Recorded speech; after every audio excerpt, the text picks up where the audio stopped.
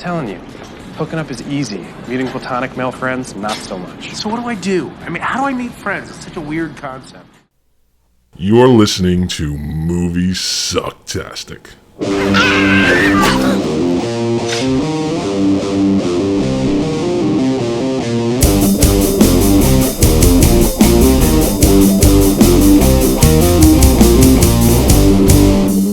Give it back.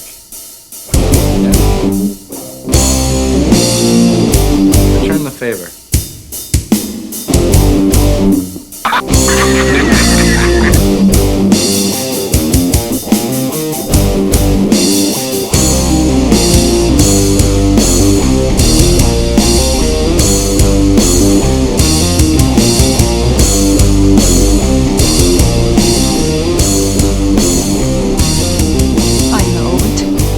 It all sounds like some bad movie.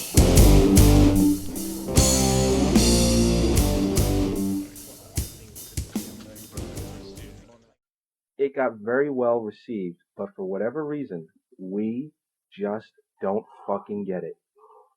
I love you, man.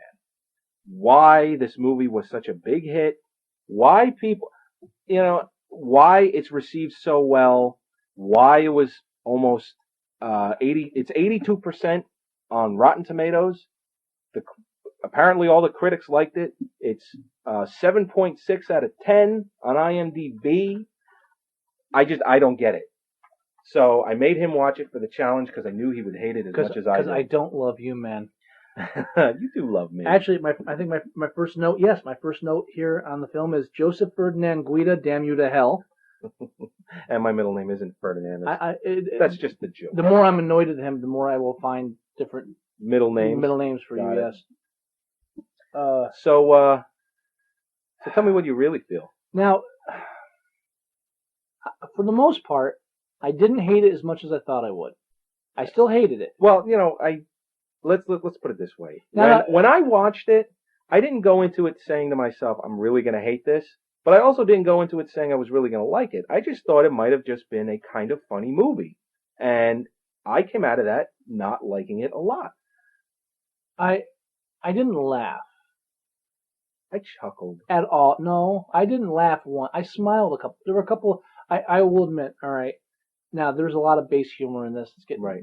Now, for some reason, I have a soft spot for masturbation humor. So, okay. So the whole, I can't explain it. It's a sickness. I'm not well. But the whole scene where he talks about his masturbation station and how Zero jerks off, I found that humorous, but I found it touching as well. It's actually the closest I came to actually being endeared to any of the characters in this film. Yeah, it was basically where he said, "Look at me, I have a masturbation station." Where he was just admitting to that. That's the closest. Such a a level that one only admits to when they have a masturbation station. But for the most part, that is probably the closest I've ever come to finding Jason Segel anything remotely humorous. The man is not funny. No. The man, I don't know who decided that this guy. I think he decided. Because all of a sudden someone else decided because they're paying him money. He was in Knocked Up, and I was like, who is that guy, and why does he have such not a big part, but a decently large part? And then all of a sudden, he's famous, and in 2 movies that are 2 hits. And they both sucked. They did. The other one being Forgetting Sarah Marshall, which you haven't seen yet. Which I have not seen yet. Right.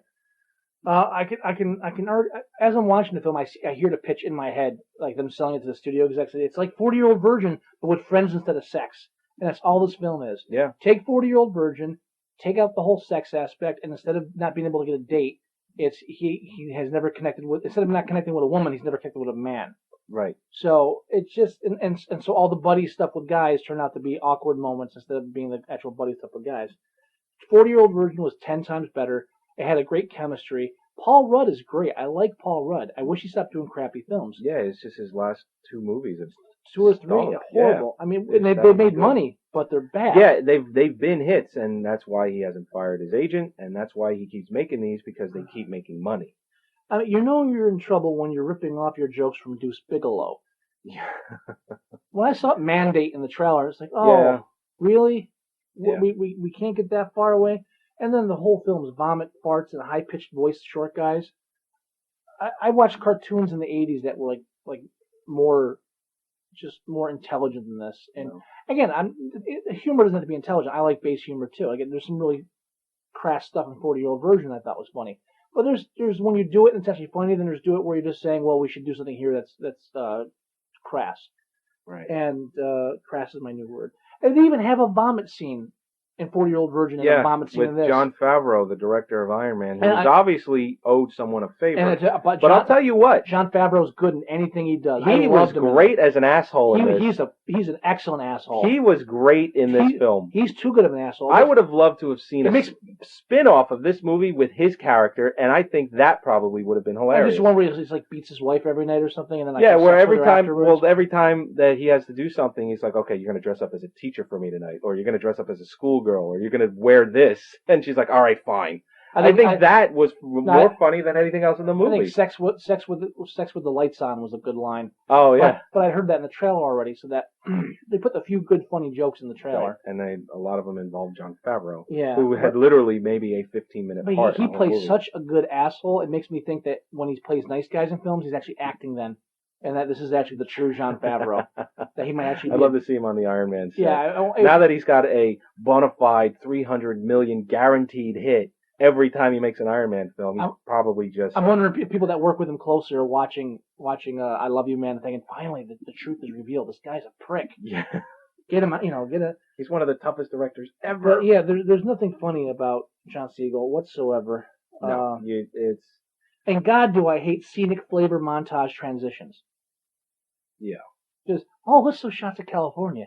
Oh, it's so nice. Oh, here's a spot. Here's a building shaped like binoculars and one of these signs and a local. But I'm so sick of these, especially, and they're usually either near California or whenever they do a beach movie. I don't know what it is. Yeah. We've got to have this montage of flavor. You know what they did a lot in the late '80s cop films, like Beverly Hills Cop. Yeah, they always did those pan and scan scenes. Yeah, where but it's always real life. You're scenes. right. They showed a lot of locales. Yeah, but it's all real life stuff. It's not nothing staged, and I hate them. It's so like obvious in this film. Yeah. And there's like once I noticed the first one, I was like, nah, they're gonna be coming every 15 minutes, and they did. I'd like to see Lou Ferrigno acting again. Yeah, beating up a celebrity was funny when Adam Sandler did it in Happy Gilmore. Oh yeah, and Price is Wrong, Bob. And I don't think I've ever seen Lou Ferrigno act, so I don't know what you're talking about. No, I was joking. Actually. Oh, you were? Yeah, I was. I'm sorry. You got me so irritated. You didn't get that? Well, I'm so angry at this. Well, you know movie. what? Don't offer a movie challenge if you're not up to it. Well, I'll take it. The next one, I'm up to it. The next one's a doozy. I'll take it. Because you have my next one, don't you?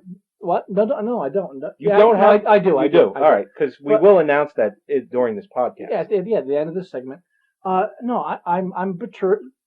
I'm disturbed by the film, perturbed even, but I can handle it. Right. I've seen worse. This film does not, however, deserve to have a Vespa in it. When I saw that, I thought of you. Jason Segel. I own a Vespa, and watching that untalented bastard riding a Vespa, spoiling the good name of one of the best scooters ever made. This made me want to find him and kick him over. I almost cried. That was horrible. When they showed us once, I was like, oh, well, at least that's the end of it. No, it's a major character now. Damn it.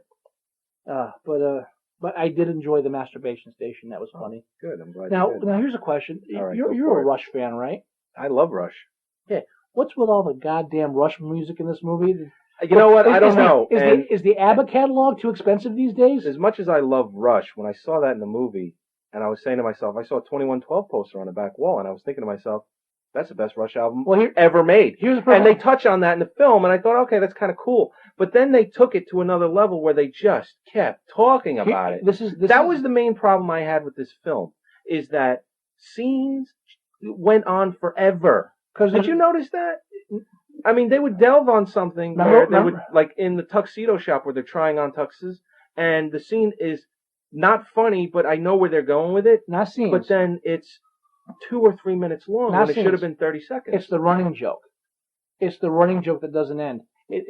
There's so little humor in this movie. Right. And you know what? We usually don't like to make fun of call comedies bad movies, because comedy is subjective, humor is subjective. There's a lot of people that women don't like Three Stooges. you're either a Laurel and Hardy fan or a Abbott and Costello fan. Yeah. And humor is so subjective on different levels, so we usually don't single out comedies as being bad. But you can really tell when a comedy's bad because they take a joke and they keep running with it and they can't let it go. The Rush thing. He has 2112. Yeah. Is that what it's called? Yeah, On the that back was the wall. album. Yeah, and you see they go, oh, he's a Rush, and they make a mention of the Rush fan. And then it's got to be an ongoing thing. Oh, we're going to Rush concerts. Oh, we love Rush. Oh, Rush is great. We got to kill the fucking joke. Everything.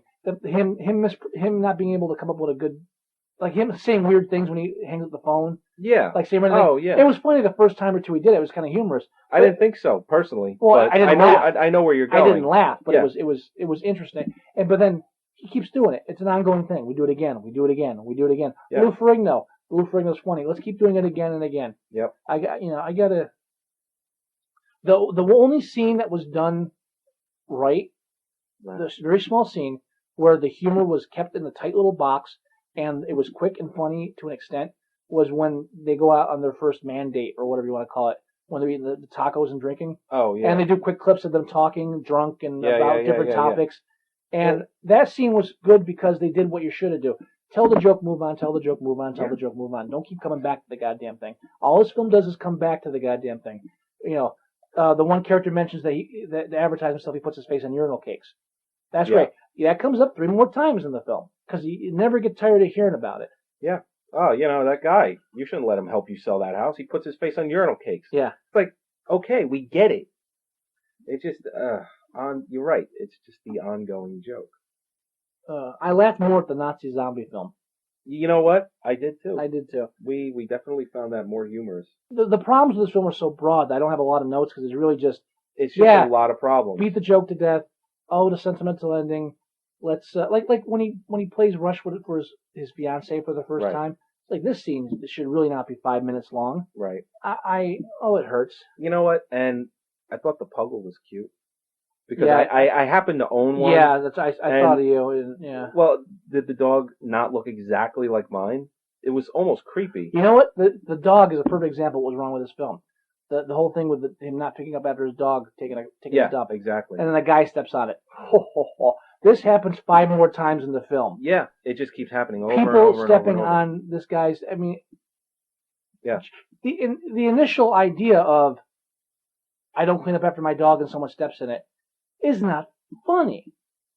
It's funny in some. If done, it could be funny. It could be, but it's not here. No, absolutely not. No, my head hurts. I hate you, man. I'm sorry, man. Oh, I love you, man. I didn't hate this half as much as I did for getting Sarah Marshall, though. Oh, really? I thought you thought Sarah Marshall was funnier in parts than this. No, I would have thought. I laughed more at forgetting Sarah Marshall because of the British. I forget his name. He has the spots in it, and he's like an oasis of competent humor in a sea of just unfunny bastards. But the film's worse in the parts where it's bad. This film's, for the most part, film's not... Russell Brand. Russell Brand, that's right, thank you. Yeah, which I don't care for him either, but he was, in that film, he stands out as being funny. Right. See, with I Love You, Man, the film, for the most part, is really just dull. It really is. I didn't laugh, but it didn't anger me. It angered me that I had to watch it. I'm mad at you more than mad at the film, put it that way. But don't offer me a forgetting Sarah Marshall actually angered me at parts because it was so bad. And I still haven't seen it, so I have nothing to compare to yet. But I trust you. Yeah, no, I know you trust me. So that's our challenge for the week. As far as who got stuck with the raw deal, I think it's a draw. I think it is a draw, although I Love You, Man was about 30 minutes longer. So he had to deal with it infinitely, or much longer than I had to deal with it. Oasis of the Zombies. It didn't feel that long. No, it really Oasis didn't. of the Zombies felt longer than it was. Yeah. And it had more boring. I mean, there was a lot of lulls in that movie. There were a lot of lulls in it, and there's a lot of humor lulls in I Love You, Man, but they don't necessarily count as a lull. So I think it's a tie. I'll give you that. At first, I thought you had won hands down, but it wasn't as bad. It wasn't as bad as I expected, but it was as bad as it wasn't as good as it could have been. No, I think you're right. I did hate Oasis of the Zombies a lot more than I hated I Love You, Man. So I think you did win this one. So I have to ask you, Joey, did you find what you were looking for? No. I did not find myself in that movie at all.